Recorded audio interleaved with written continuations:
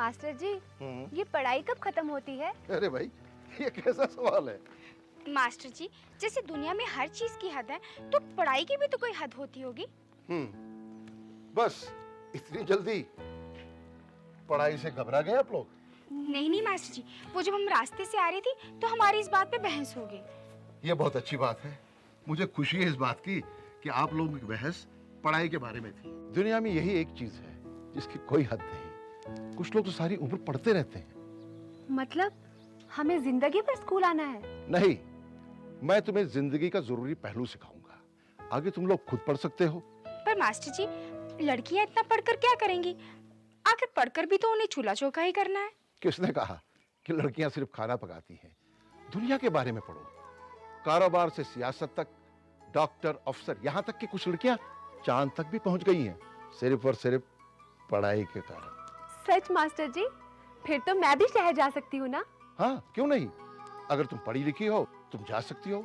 तुम्हें किसी के सहारे की जरूरत नहीं होगी और मुश्किल से मुश्किल सवालों का हल खुद ढूंढ लोगी। आओ बैठो।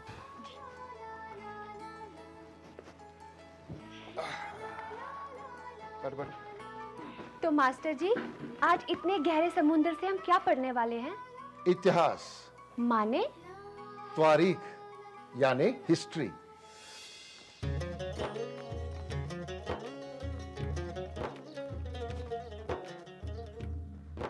रहमत चाची, यो रहमत चाची, आइए भाई, आपका खत आया है। कैसे हो गुलाम नबी बेटा? मैं ठीक हूँ। अस्सलाम वालेकुम। वालेकुम सलाम। ये ले। इकबाल भाई निकल गए क्या? हाँ, तुम्हारे काम से तो गए हैं ना। वो क्या इंगी? अच्छा, इंजीनियर से मिलने गए होंगे। हाँ वही। ये शौकत और सज्जाद का मसला हल हो जाए ना, मेरी तो जान छूटे। इकबाल से मिलने आए थे? नहीं, रमजान भाई का खत आया है। अच्छा, पढ़कर सुना दो। जरूर। इकबाल के आने तक रुक नहीं सकती मैं। जरूर।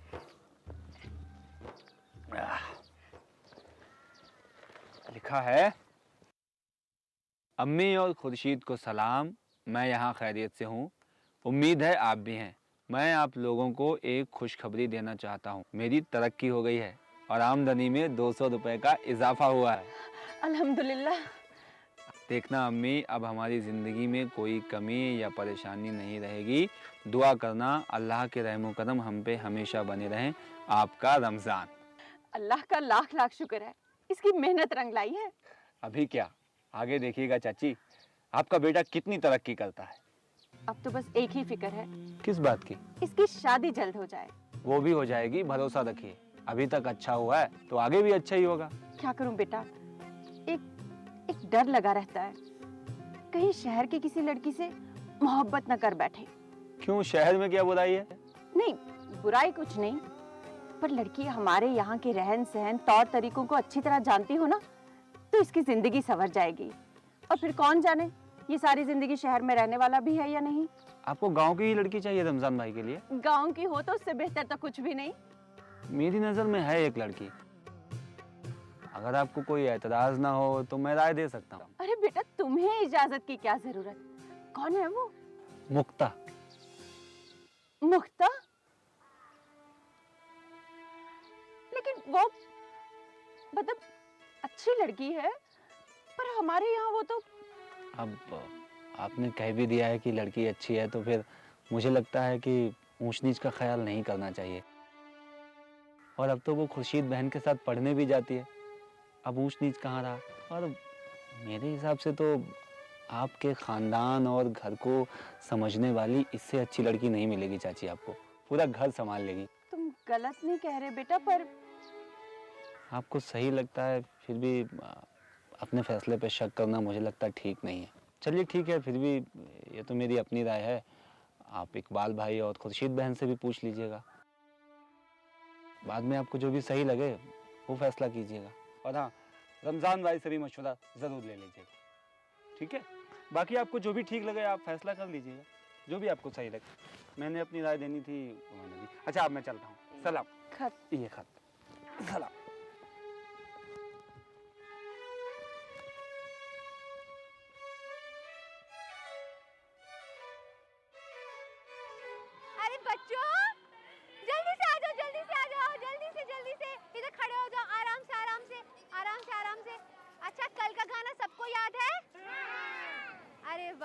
तो बहुत अच्छी खबर है, सबको खाना याद है। मगर मेरी एक शर्त है, मैं ये गुब्बारे उसी को दूंगी जो मेरी बात मानेगा। मेरे साथ स्कूल जाना होगा। दीदी वहाँ स्कूल में क्या करना होगा? स्कूल में? स्कूल में वही करेंगे जो यहाँ करते हैं, हंसेंगे, खेलेंगे, कूदेंगे और क्या, मस्ती करेंगे। ठीक है, तो आप लोग मेरे साथ स्कूल जाओगे? तो ठीक है, आज से मैं आपको एक नया गाना सुनाती हूँ, ठीक है?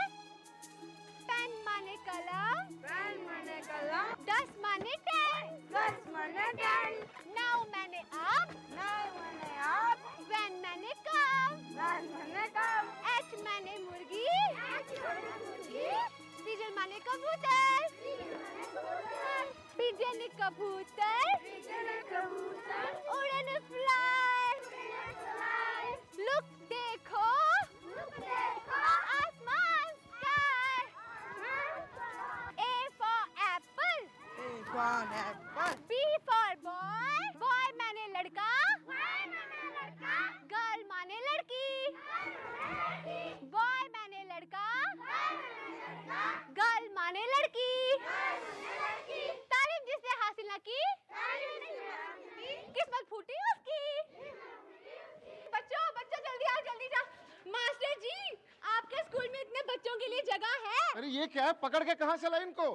आज से ये सब बच्चे आपके स्कूल में पढ़ेंगे, है ना बच्चों? आज से आप तालीम हासिल करोगे, है ना? अब हमें पढ़ाई से कोई नहीं रोक सकता, कोई नहीं रोक सकता। मुख्ता, मुझे तुम पे नाज है।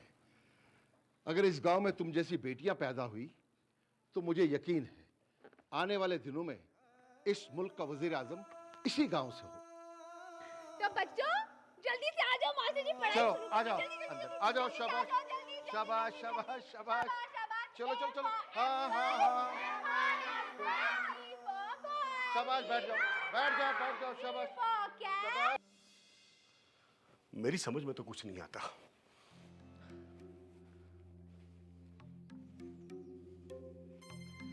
दिलावर दिलावर, अब तो पानी सर के ऊपर से निकल रहा है। क्या बात है जनाब? बात क्या है? अरे अब तो मुझे इस गांव में कोई पूछता ही नहीं। जिस तरफ चलता हूं लोग अपना सर दूसरी तरफ कर लेते हैं। है?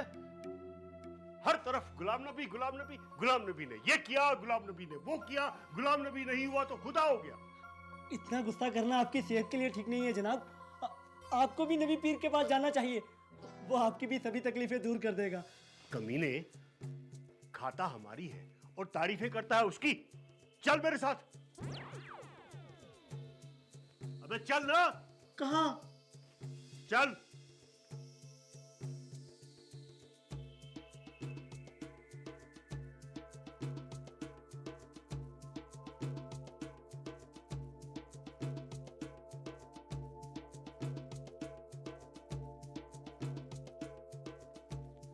अस्सलाम वालेकुम खान साहब। वालेकुम वालेकुम सलाम। आपने सही कहा था खान साहब, वो तूफान तो मेरी छत उड़ा के ले गया। उसे मीठे तरीके से समझाने की भी कोशिश की कि खुद भी खा और हमें भी खाने दे, लेकिन वो अपने पीर के किरदार में कुछ ज्यादा ही घुस गया है। खैराती कर रहा है पूरे गांव में। खान साहब, अगर कुछ दिनों तक ऐसा ही चलता रहा हमें भी खैरात पर जिंदा रहना पड़ेगा। जब मैं पंचायत में चीख चीख कर कह रहा था तब तुम बुत बनकर बैठे रहे, अब याद आई मेरी। आलम खान साहब, जो हो गया उसे जाने दीजिए, आगे क्या करना है उस पे तवज्जो देते हैं। कुछ तो करना पड़ेगा खान साहब, वरना जीना मुश्किल हो जाएगा उसके राज में, गाँव में। राज, बादशाहत का दर्जा दे दिया तुमने उसे। और नहीं तो क्या, सारे गांव वाले उसकी तारीफ करते जा रहे हैं। गांव वाले उसे पूछे बिना एक काम भी नहीं करते। जीता जागता मसीहा बन चुका है उनका। जब एक जानवर भयानक बीमारी फैलाए तो उसके इलाज के लिए वक्त नहीं जाया करते, बल्कि उस बीमार जानवर को ही गांव से बाहर फेंक देते हैं। मैं समझा नहीं। अरे उसे गांव से बाहर फेंकवा दो, यही रास्ता है। लेकिन वो तो सरकारी आदमी है, उसे बाहर कैसे फेंक सकते हैं? गांव वालों का मसीहा बन चुका है ना, गांव वालों के सामने उसे नीचे दिखा दो, अपने आप गांव वाले धक्के मार के बाहर निकाल देंगे। अरे उसे नीचा दिखाना तो दूर, उसके खिलाफ एक भी लफ्ज कहा ना तो गांव वाले हमें ही उठाकर बाहर फेंक देंगे। हर बड़ी हस्ती को नीचे गिराने का एक ही तरीका है, उसका वो काम जो लोग पाक समझते हैं, उस काम को उसी के खिलाफ बदनामी की तरह इस्तेमाल करो। अरे बिना सोचे समझे इंसानों ने फरिश्तों को पत्थर मार मार कर भगा दिया है। ये तो मामूली इंसान है। लेकिन ऐसा कौन सा इल्जाम है जो उस पर लगाएंगे हम? वो ढूंढना तुम्हारा काम है। बदनामी होनी चाहिए, साबित करना मेरा काम है। बाकी गांव वालों पे छोड़ दो। ठीक है, कुछ ना कुछ तो करना ही पड़ेगा। चल दिलावर, हाँ चल। तू क्या देख रहा है? चल काम कर। कहाँ ले जा रहे हो? सबर तो कीजिए, सब पता लग जाएगा आपको। आइए दिखाता हूँ आपको। ये देखिए। क्या है? सरकार ने आपका कर्जा मंजूर कर दिया है। इकबाल भाई खुद आपके लिए ये शहर से हल और बैल लेकर आए हैं। मुबारक हो गुलबर्ट मियाँ, ये आपके हल और आपकी ज़मीन। ये लीजिए, अपनी ज़मीन पे पहला हल जोतिए।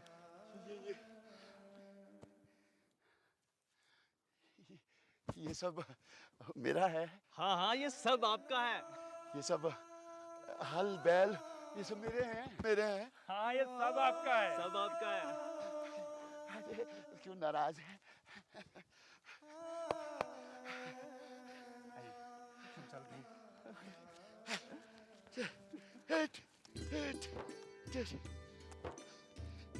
हल बैल सब मेरे हैं। अब मैं खेती करूंगा, मैं मेहनत करूंगा, खूब मेहनत करूंगा।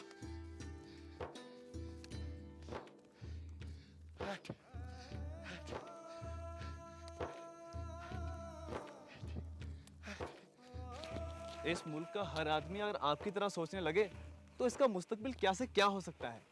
और अगर इस मुल्क में आपकी तरह मदद करने वाला मिल जाए तो तरक्की दूर नहीं है इकबाल मियाँ। हम सब तो जरिए हैं, करने वाला तो वो है।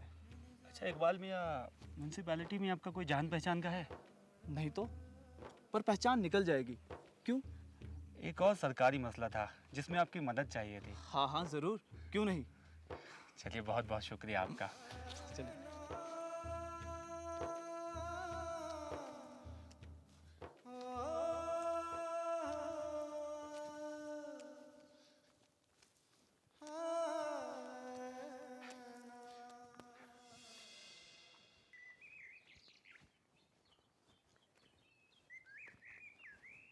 दिलावर जी?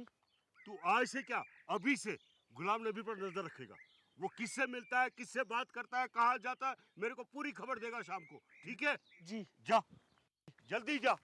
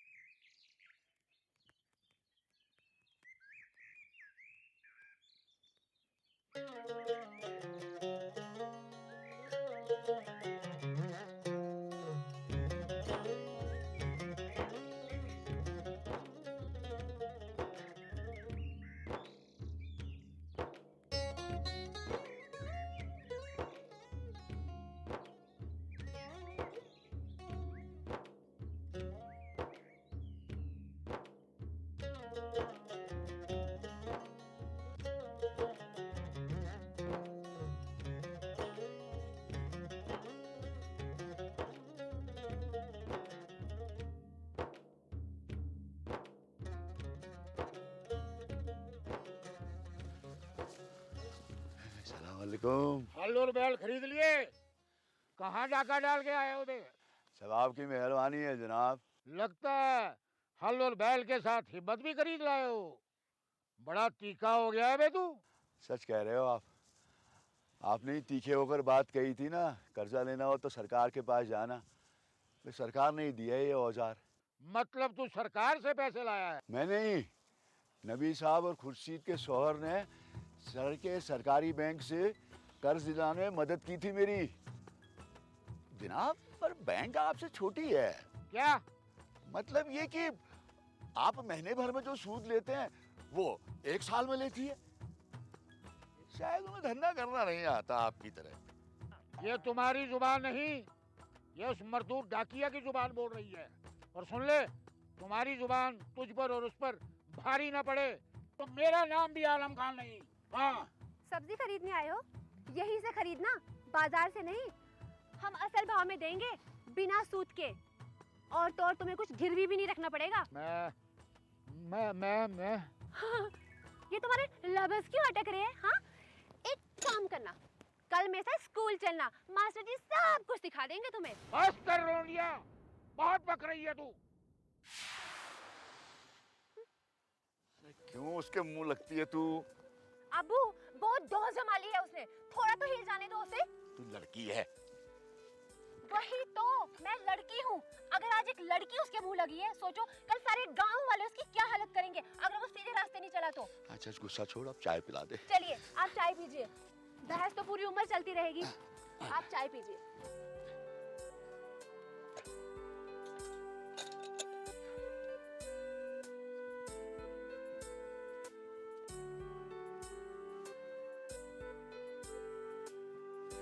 मुझे शहर जाकर किसी इंजीनियर से बात करनी पड़ेगी।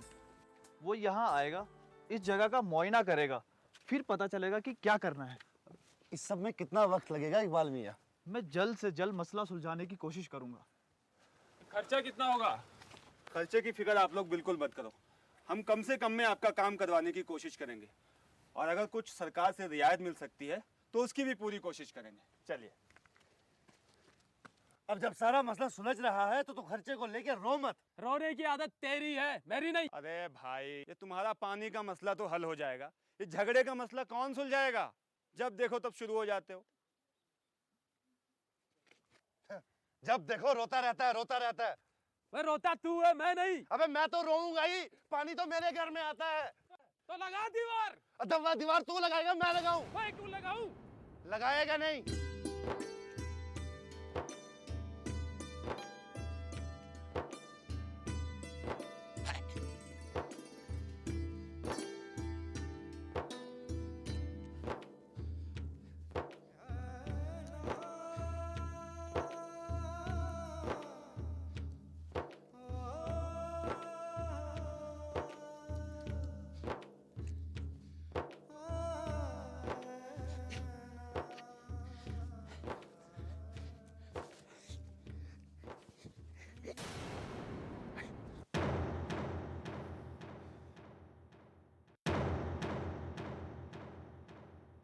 अबे देखती।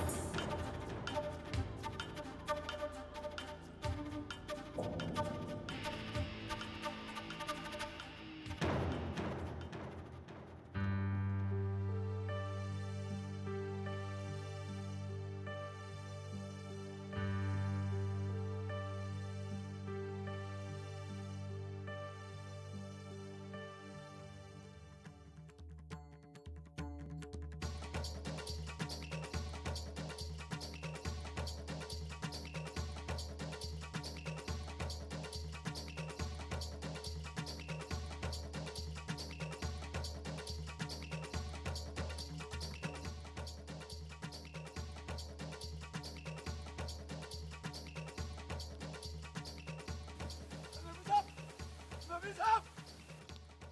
नबी साहब! अरे रुको नबी साहब! रुको! हाँ? नबी साहब रुको रुको! अरे रुको! क्या हुआ? वो क्या हुआ? इतना घबराए हो क्यों हो? वो मेरे घर में सब लोग ठीक ठाक है ना? आपके पास थोड़ा वक्त? हाँ हाँ बताओ।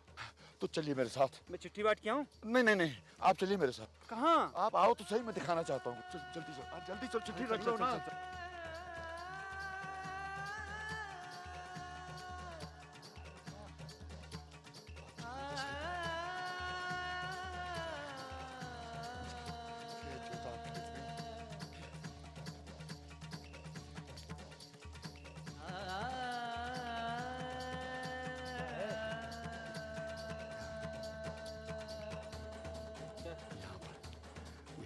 क्या है यहाँ पे? नबी साहब मैं हल चला रहा था तो एकाएक हल यहाँ रुक गया मेरा। हाँ हाँ। तो मैंने जब ये खोद के देखा ना तो ये नबी साहब ये क्या है? तो हजारों साल पुरानी हिंदू देवता की मूर्ति है।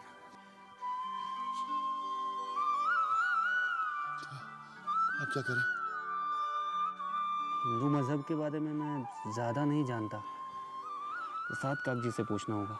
अच्छा, तब तक आप इसको एक कपड़े में लपेट कर संभाल कर अपने घर में रखिए। घर में नहीं। आप फिक्र मत कीजिए, मैं हूँ ना। और जब तक मैं आपसे ना कहूँ इसके बारे में किसी से कोई भी बात करने की ज़रूरत नहीं है, ठीक है? संभाल के रखिए इसको। हाँ, रख लूँ घर में? हाँ, संभाल के।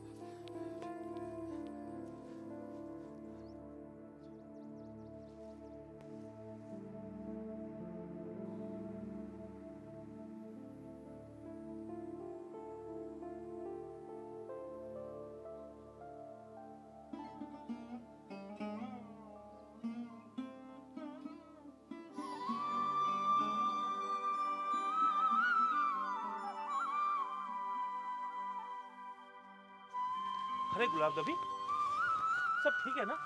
पंडित जी नमस्कार। नमस्कार नमस्कार। दरअसल एक मसला आन पड़ा है जिस पे आपकी राय चाहिए थी। मसला? कैसा मसला? एक पुराने जमाने की मूर्ति मिली है, क्या करना चाहिए? कैसी मूर्ति? जो हिंदुओं के मंदिर में होती है ना, वैसी। देखो, अगर हिंदुओं की मूर्ति किसी ऐसी अवस्था में मिले पर वो पूर्ण हो तो उसकी किसी जगह पर स्थापना करवा देनी चाहिए। फिर वो जगह हिंदुओं का पूजन स्थल बन जाती है। तो फिर करवा देते हैं स्थापना, आप ही कर दीजिए। नहीं नहीं, मैं नहीं कर सकता। स्थापना केवल पंडित या भट्ट के हाथों ही हो सकती है, और हमारे गांव में तो। पर उसकी गैर मौजूदगी में कोई और भी तो कर सकता होगा। हाँ हाँ, कर सकता है, पर स्थापना करवाने वाला बिल्कुल पवित्र होना चाहिए, पानी की तरह, और कुंवारा, या फिर वो जिसे मूर्ति स्थापना का पूरा इल्म हो। और मुझे तो ये कुछ नहीं आता। तो फिर क्या करें पंडित जी? अरे, आप क्यों नहीं करते मूर्ति स्थापना? अरे नहीं पंडित जी, मैं कैसे कर सकता हूँ? क्यों नहीं कर सकते? अरे आप एक पाक इंसान हैं और कुंवारे भी हैं, और क्या चाहिए भला? गांव के हिंदू क्या सोचेंगे? कैसी बातें करते हैं? गांव के सारे हिंदू इनको मुसलमानों जितना ही मानते हैं। गुलाम नबी जी, करेंगे ना मूर्ति स्थापना? हाँ, अगर किसी के मजहबी जज्बातों को ठेस नहीं पहुंचती है तो मुझे कोई एतराज नहीं। आप तो मुसलमान हो, आप कैसे कर सकते हो? गुलबर्ट जी, मुसलमान का पहला फर्ज होता है दूसरे मजहब की अपने मजहब जितनी इज्जत करना। और अगर मेरी वजह से किसी को इबादत करने के लिए थोड़ी सी जगह मिल रही है तो मेरे लिए इससे अच्छा और क्या हो सकता है? पर गुलाम नबी, मूर्ति स्थापना करोगे कहाँ? पंडित जी, वो है मेरे दिमाग में। चलिए। बहुत पहुंचे हुए फकीर हो।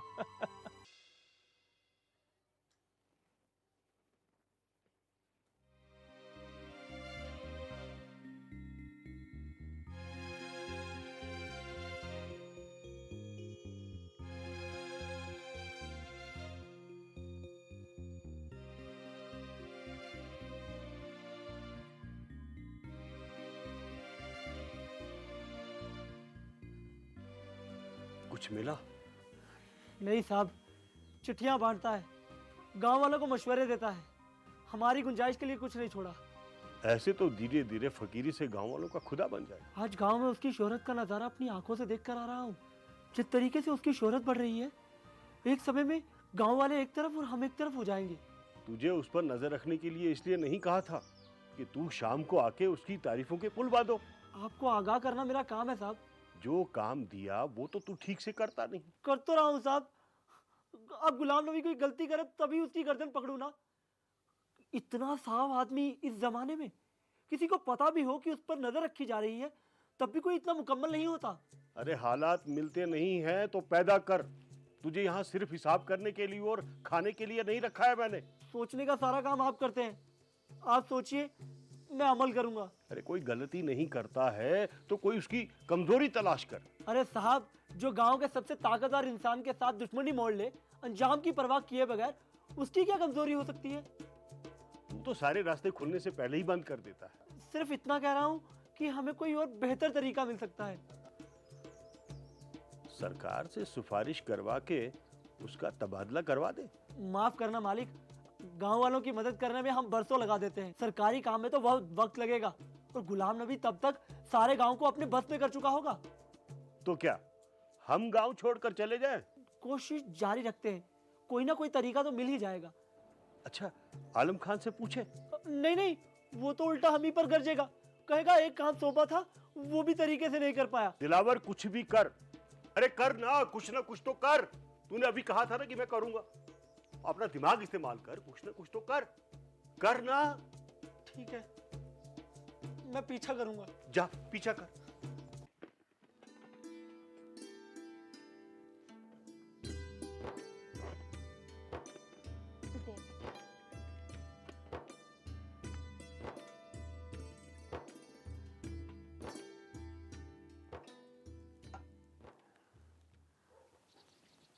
बच्चों, आज रमजान की चिट्ठी आई थी। रमजान भाई की चिट्ठी? इतनी जल्दी? सब खैरियत तो है ना? खैरियत भी है और खुशखबर भी। क्या? उसकी तरक्की हो गई है और तनख्वाह में इजाफा भी। अल्हम्दुलिल्लाह, ये तो सच में बहुत बढ़िया खबर है। कब आने का इरादा है उसका? ईद पर आ रहा है ना? कहा तो है कि इस बार आएगा, पर सोच रही हूँ इस बार आए तो मैं भी उसे कोई खुशखबरी दूं। क्या अम्मी? सोच रही हूँ इस बार उसका निकाह कर दूं। ये तो सच में बहुत बढ़िया खबर है। अल्लाह के फजल से तरक्की तो कर ही रहा है, घर भी बस जाएगा, फिर आपकी सारी जिम्मेदारियां और सपने पूरे। मगर इतनी जल्दी लड़की कहाँ से मिलेगी? लड़की तो है मेरी नजर में, गुलाम नबी बेटे ने नाम सुझाया। बस तुम लोगों की रजामंदी चाहती हूँ। गुलाम नबी भाई ने कहा है तो सही कहा होगा। वैसे कौन है वो? मुख्ता। मुख्ता? मुख्ता भाई से शादी कैसे कर सकती है? क्यों नहीं कर सकती? वो तो यहाँ काम करती है। हाँ। खुर्शीद, उस पढ़ाई का क्या फायदा जो बंटवारा सिखाए? बस यही बात मेरे दिमाग में भी आई थी, पर गुलाम नबी बेटा ऐसी बात बोल गया कि बहस के लिए कोई मुद्दा ही नहीं बचा। क्या कहा गुलाम नबी भाई ने? कहा मुख्ता जितनी अच्छी तरह से हमारे घर को जानती है उतना और कोई नहीं जान सकता। और फिर अब तो खुर्शीद और मुख्ता एक साथ पढ़ रही हैं, तो फिर फर्क कहाँ रहा? बिल्कुल बढ़िया कहा गुलाम नबी भाई ने। खुर्शीद, भाभी की सूरत में तुम्हें सहेली मिल जाए, इससे बढ़िया और क्या हो सकता है? जानती हूँ, मुख्ता से अच्छी लड़की पूरे गांव में नहीं मिलेगी। वो अम्मी ने अचानक कह दिया तो मैं चौंक गई, वरना मुख्ता को मुझसे बेहतर कौन जानता है। अम्मी, मुख्ता को इस बात का पता है क्या? अम्मी, मैं बताऊंगी ना। इस बात को बताने के लिए मुझसे ज्यादा खुश कौन होगा? तू तो हमेशा घोड़े पर ही सवार रहती है। पहले उसके वालिद से बात कर लेने दे, उनकी मंजूरी भी तो चाहिए ना। फिर जो जी में आए वो करना। मंजूरी? वो तो नाचने लगेंगे जैसे मैं उछल रही हूँ।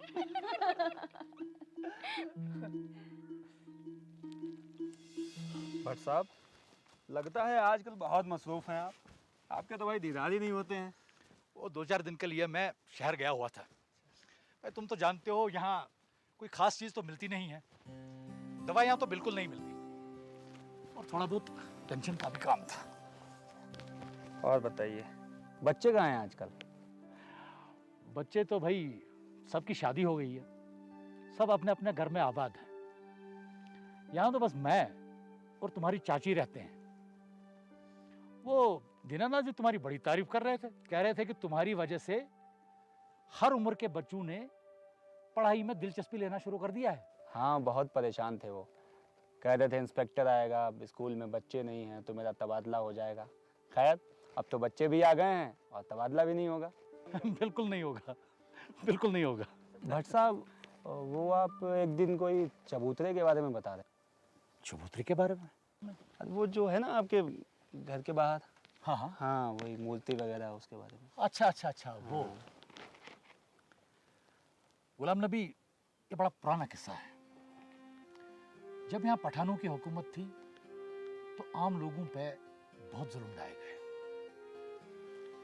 आम लोग तंग आकर हजारों की तादाद में यहाँ से हिजरत करने लगे, यहाँ से बाहर जाने लगे। कई लोग खुशनसीब थे, वो अपने कीमती सामान, जेवरात वगैरह अपने साथ ले गए, लेकिन कुछ लोग उसको यहीं पे जमीन में गाड़ कर निकल गए।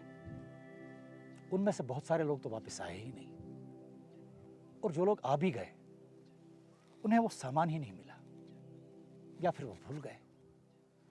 उसी तरीके से ये चबूतरे वाली मूर्ति भी हमारे बुजुर्गों ने यहीं कहीं जमीन में गाड़ दी, और मूर्ति आज तक नहीं मिली।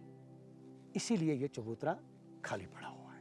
अच्छा, तो ये कहानी है इसकी। अच्छा, अगर मूर्ति मिल जाए तो? अरे तो क्या, मूर्ति की स्थापना होगी, हवन होगा, लोग अगले दिन से यहाँ पे फिर से पूजा पाठ शुरू कर देंगे। क्या बात है, तो फिर कराइए आप स्थापना की तैयारी, मूर्ति भी मिल जाएगी। भाई तुम कहते हो तो जरूर मिल जाएगी। अरे बातों बातों में मैं तो बताना ही भूल गया, आपको एक खुशखबरी देने आया था मैं। खुशखबरी? जल्दी बोलो भाई। अरे वो हमने दरख्वास्त दी थी ना सड़क बनवाने की अपने गांव तक। हाँ हाँ, उसकी मंजूरी मिल गई है। अरे वाह, वाह गुलाम नबी। शहर के एक बहुत बड़े ठेकेदार को ठेका मिला है सड़क बनवाने का। गुलाम नबी, तुम नहीं जानते तुमने कितना बड़ा काम किया है। भाई हम तो यही सोच के बैठे थे कि हमारे जीते जी ये सड़क कभी नहीं बन पाएगी। चलो, देर आए दुरुस्त आए। अच्छा, ये लीजिए अपना अखबार और बंदे को दीजिए इजाजत। अब मैं चलता हूँ। खुदा हाफिज़। खुदा हाफिज़। और हाँ भट्ट साहब, जल्दी से कोई शुभ मुहूर्त निकालिए, इंशाअल्लाह मूर्ति जल्दी ही मिल जाएगी। खुदा हाफिज़। खुदा हाफिज़।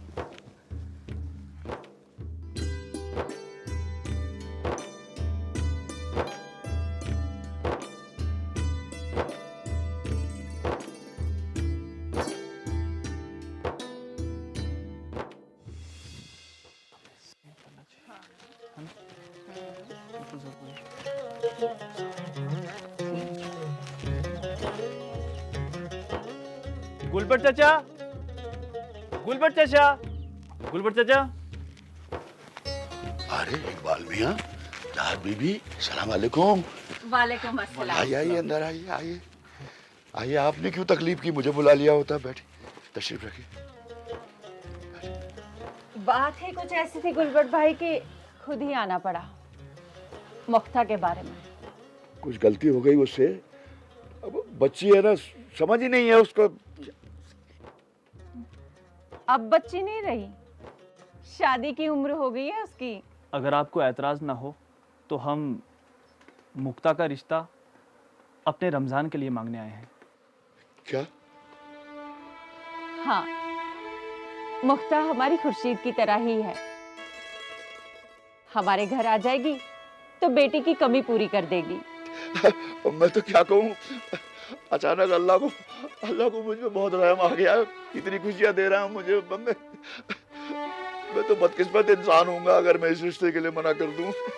ईद पर रमजान भी आ जाएगा, बाकी की बातें हम तभी पक्की कर लेंगे। अल्हम्दुलिल्लाह, मुख्ता तो खुश हो जाएगी, खुश हो जाएगी। मुख्ता से कहिएगा इस सारी खुशी की वजह गुलाम नबी है। नबी साहब? हाँ, गुलाम नबी। अगर वो अम्मी से मुक्ता और रमजान की बात न छेड़ते तो शायद ये बात आगे ही ना बढ़ती। वो तो फरिश्ता बन के आए हैं हम लोगों की जिंदगी में, फरिश्ता। सच। अच्छा गुलबर्ट भाई, अब हम चलते हैं। अगली चिट्ठी में रमजान का जवाब भी आ जाएगा। तब तक आप भी मुख्ता से पूछ लीजिएगा, भाई उसकी रजामंदी भी तो होनी चाहिए ना। अरे कुछ पानी वानी चाय वाय तो फिर कभी। शुक्रिया। मैं तो कुछ पिला ही नहीं सका, खिला ही नहीं सका। खुदा हाफिज। खुदा हाफिज। खुदा हाफिज।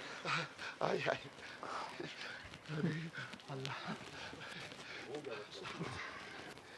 खुदा हाफिज। खुदा हाफिज।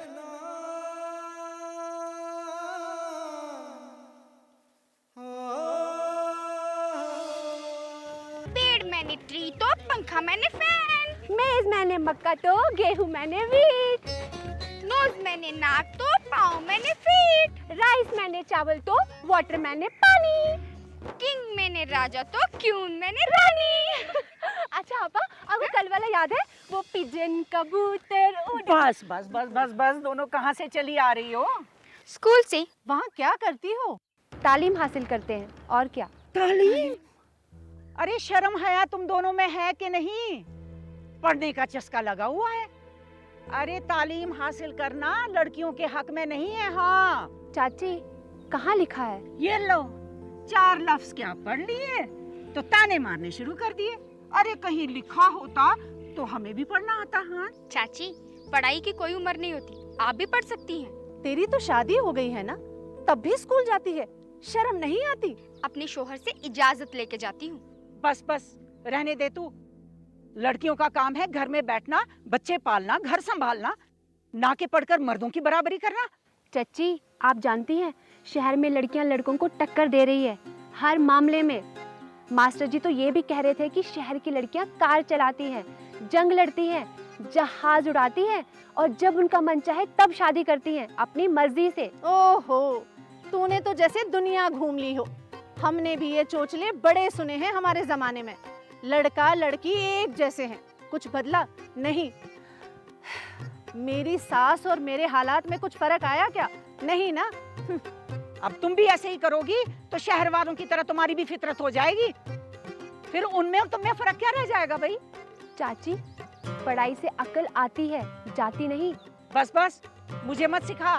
स्कूल जाने से अच्छा है तू घर में बैठ और अपना काम कर घर का। निकाह की उम्र हो गई है तेरी। चाची, निकाह के बाद भी पढ़ाई जारी रखूंगी, बिल्कुल खुशी तापा जैसे। हाय अल्लाह। चाची, जमाना बदल गया है। अब वो जमाना नहीं रहा जब बेटियां अंधेरे में रहा करती थी और अपनी पूरी जिंदगी चारदीवारी में गुजार दिया करती थी।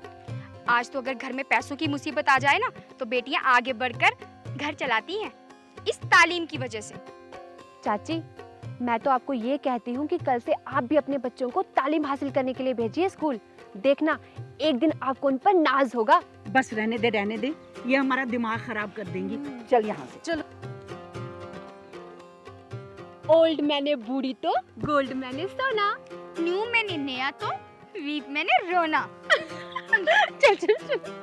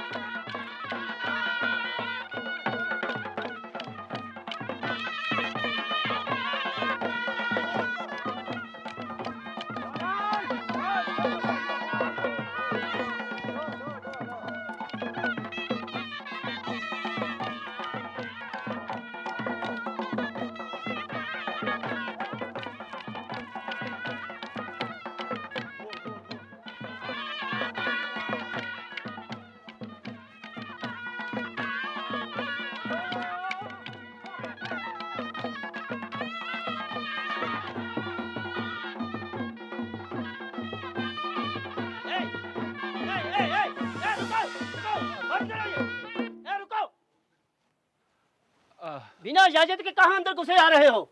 लगता है इसके अंजाम का अंदाजा नहीं तुम्हें। हम हाकिम से मिलने आए हैं, उनके लिए नजराना लेकर आए हैं। हाकिम कहाँ है? उनसे मिलने आए हो? पहले मुझसे इजाजत लेनी पड़ती है। चलो चलो पीछे। इस डोली में क्या है? काका। हुजूर, हम हाकिम के लिए नजराना लेकर आए हैं। बस जो उन्हीं को पेश करना है। वो हाकिम कहाँ है? एक बार मुलाकात करवा दो, बस हम अपनी बख्शिश ले जाएंगे, बस चले जाएंगे। बख्शीश लेनी है? यानी कि भीख मांगने आए हो और पूरे गांव को लेकर आए हो साथ में? नहीं नहीं हुजूर, हम भीख मांगने नहीं आए हैं, अपने फन का मुजाहरा करने आए हैं। हाँ चलो चलो चलो। सुना नहीं? चलो चलो पीछे। चलो चलो। नौकरशाही की दीवारों में मेरे हाकिम को बंद रखा, मेरे शहरयार को इन दीवारों में बंद रखा। सुना है मुफलिसी के अफसानों को वो सुना करते हैं, फिर अपने हाथों से वो बख्शिश दिया करते हैं। इसीलिए इस भांड जश्न में काख मेरा रहनुमा है।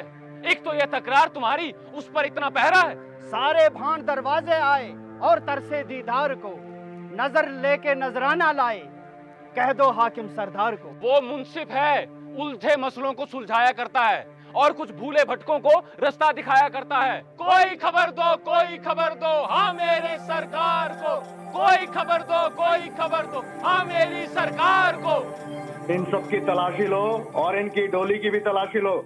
हाकिम तक बिना तलाशी के कोई ना पहुंचे, ठीक है? चलो पीछे, चलो हटो, चलो इधर, चलो पीछे, चलो चलो तलाशी लो, चलो चलो। डोली में क्या है? नीचे रखो। क्या है इसमें?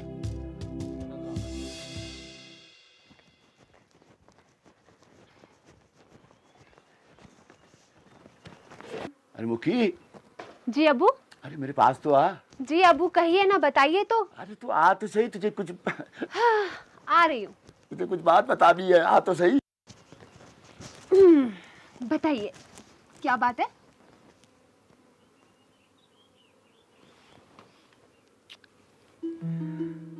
तुझे पाकर तो मुझे यही जन्नत नसीब हो गई। क्या हुआ? मैं भी बेवकूफ ही हूँ, बिल्कुल बेवकूफ हूँ। मेरे घर में हीरा था और मुझे पता समझ रहा था। अब्बू हुआ क्या?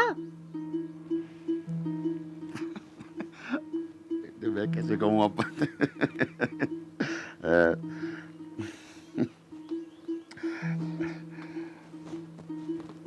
तेरे लिए रिश्ता आया है। रिश्ता? हाँ, वो नबी साहब है ना, नबी साहब। नबी साहब?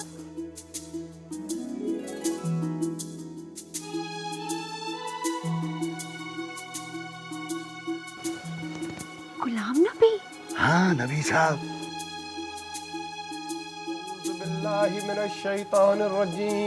बिस्मिल्लाहिर्रहमानिर्रहीम। अल्हम्दुलिल्लाह अल्हम्दुलिल्लाहिल्लज़ी अत'अमना व जकाना व सकाना मिनल मुस्लिमीन।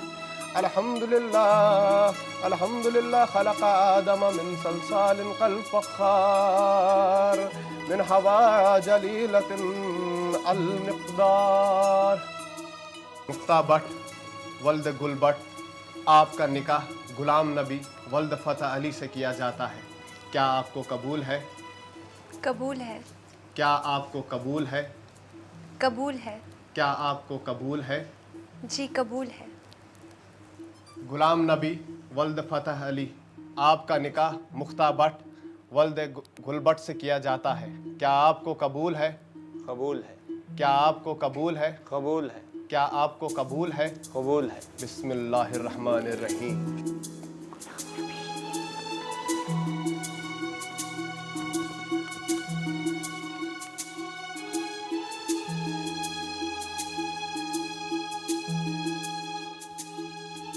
झूठ। अरे सच है, उसी ने तो रहमत बीबी से कहा था। पर उसे रहमत मौजी से कहने की क्या जरूरत थी? वो मुझे भी तो कह सकता था। अरे कह तो मुझसे भी सकते थे, लेकिन उनकी समझदारी पर सवाल कौन उठा सकता है भला? रहमत बीबी खुद आई थी मेरे पास। सच अबू? तो आपने क्या कहा? तू बता क्या कहा होगा? बताइए ना अबू, क्या कहा? तू बता। बताइए भी अब। क्या मुझे बेवकूफ समझती है नहीं? है? इतना बेवकूफ नहीं हूँ, इतने बढ़िया रिश्ते को ठुकराऊंगा मैं? है? बेटी, एक बार मैंने जोर जबरदस्ती की है तेरे साथ, गलती की है मैंने, दूसरी बार नहीं करूंगा। इसीलिए मैं तेरी मर्जी पूछ लेना चाहता हूँ। अबू।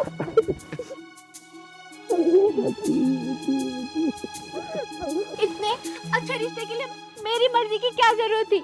मैं मना थोड़ी ना करती, और वो भी राहत मर्जी की सफाई के बाद। बिल्कुल भी नहीं। मेरे जैसा किस्मत वाला बाप कौन होगा? देख कितनी किस्मत वाला हूँ। अब हमारे घर में खुशियाँ ही खुशियाँ होंगी। रमजान तुझे शहजादी की तरह रखेगा। रमजान? हाँ। अरे तो रहमत दीदी के कोई दूसरा बेटा थोड़ा ही है मगली?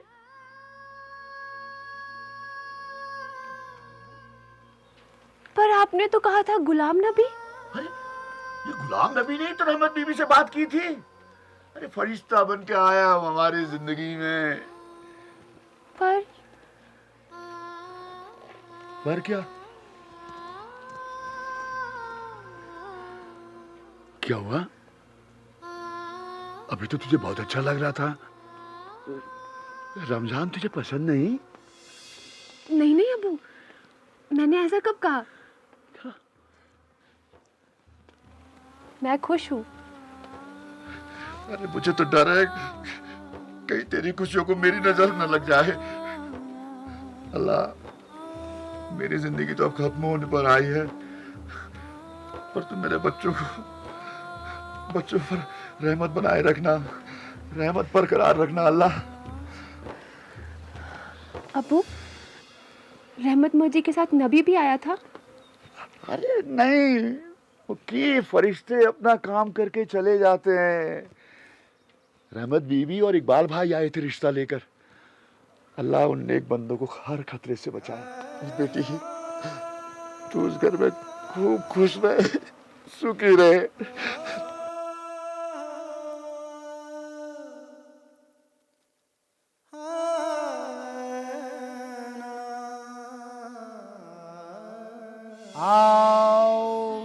भद्रं कर्णेभिः शृणुयाम देव भद्रं पश्यासिमाखिवरजात्राः श्रीत्र्यङ्गे चतुष्टवाः शासनोरविरजसीमहि देवहितं जदायु शतमिनि शारदोऽन्ति देवाः यात्रा नल्चये स्वाहा। ॐ आदित्याय स्वाहा, ॐ सोमाय स्वाहा, ॐ भूमाय स्वाहा, ॐ बुधाय स्वाहा, ॐ बृहस्पतये स्वाहा, ॐ शुक्राय स्वाहा, ॐ शुक्राय स्वाहा, ॐ रावे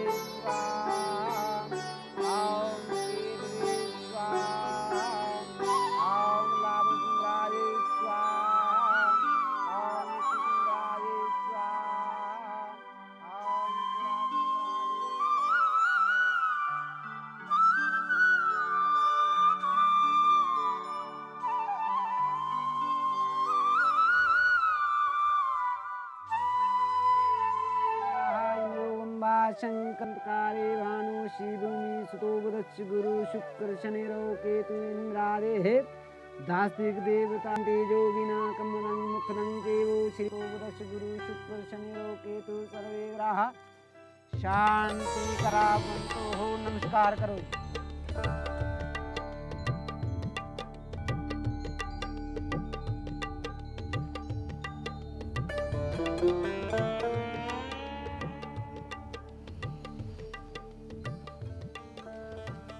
बरसों से मैंने इस गांव के लिए कुछ सपने देखे थे और ऊपर वाले ने गुलाम नबी की सूरत में उन सपनों को साकार किया है। आज गुलाम नबी की कोशिशों की वजह से ये मूर्ति की स्थापना हुई है। नहीं, ये सब खुदा की मर्जी है, मैं तो केवल जरिया हूँ। हर इंसान जरिया ही होता है, लेकिन बहुत कम लोग अपने काम को अपना फर्ज समझकर करते हैं। अगर तुम भी और लोगों की तरह सिर्फ चिट्ठियां बांटने को ही अपना काम समझते तो आज हमारे गांव में यह बदलाव कहां आता। बच्चों को स्कूल जाने के लिए तैयार करना, एक लड़की को जालिमों के जुल्म से बचाना और आज इस मूर्ति की स्थापना इस बात की मिसाल है कि इंसानियत का कोई मजहब नहीं होता और उसका जीता जागता सबूत मेरे सामने खड़ा है। नहीं, मैंने कोई बहुत बड़ा महान काम नहीं किया है, सिर्फ वही किया है जिससे दूसरों की भलाई हो। इस मंदिर में इस मूर्ति की स्थापना करके तुमने ये साबित कर दिया है कि तुम ही रहीम शाह के सही जानशीन हो। गुलाम नबी, इस मंदिर में जब भी लोग पूजा करने के लिए आएंगे, जाने से पहले तुम्हें जरूर याद करेंगे। मुझे शर्मिंदा मत कीजिए, इतने बड़े दर्जे के लायक नहीं हूं मैं। गुलाम नबी, आपको नहीं पता कि कि आपने कितना बड़ा अच्छा काम किया है। आपने हम पे एहसान किया है ये मूर्ति स्थापना करके। जो आदमी अपने मजहब की तरह दूसरे मजहब की इज्जत करता है वो यही करता। आपने इस गांव में इबादत गाही नहीं बनाई, बल्कि गांव के लोगों को भाईचारे में रहने का रास्ता भी दिखाया है। यकीन करो, सही मानों में आप ही रहीम शाह बाबा की जानशी हो सकती है। नहीं नहीं, आप लोग मुझे शर्मिंदा मत कीजिए।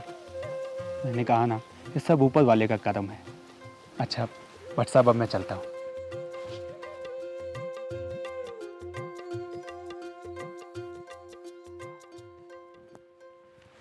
कैसी चल रही है पढ़ाई? बहुत अच्छी। तुम्हारे लिए खुशखबरी लाया हूँ। मालूम है। क्या? मेरी शादी करा रहे हो ना? इतना कभी अपने बारे में सोचा होता ना तो 1 दर्जन बच्चे हो गए होते। तो तुमने अब तक ये नहीं सोचा कि तुम्हें कैसी लड़की चाहिए? नहीं। तुमने मेरी और रमजान की शादी की बात छेड़ी ना? क्यों, तुम्हें पसंद नहीं है? पता नहीं, मैंने तो कभी खुल के उससे बात भी नहीं की, तो पता कैसे चलेगा? तुम्हारी मर्जी तो है ना शादी करने की। मैंने तो यही सोचा था कि तालीम हासिल करूंगी, शहर जाऊंगी, अफसर बनूंगी, फिर शादी करूंगी। नहीं, अगर तुम्हारी अभी शादी करने की मर्जी नहीं है तो तुम्हारे साथ कोई जबरदस्ती नहीं करेगा। रुकूं भी तो किसके लिए? तुम ऐसे क्यों बात कर रही हो? तुम्हें समझ नहीं आएगा। समझ में नहीं आया। मैंने तुम्हारे बारे में सोच कर ये बात की है। तुम खुर्शीद बहन और रहमत बीबी को बचपन से जानती हो, है ना? तुम्हारा शहर जाने का सपना भी है। रमज़ान शहर में नौकरी करता है, तुम आगे की तालीम वहाँ जाकर पूरी कर सकती हो, और वो गांव आता जाता रहता है। जब तुम्हारा गांव आने का मन हो तो चले आना, और अपने घर या रहमत बीबी के घर में रुक जाना।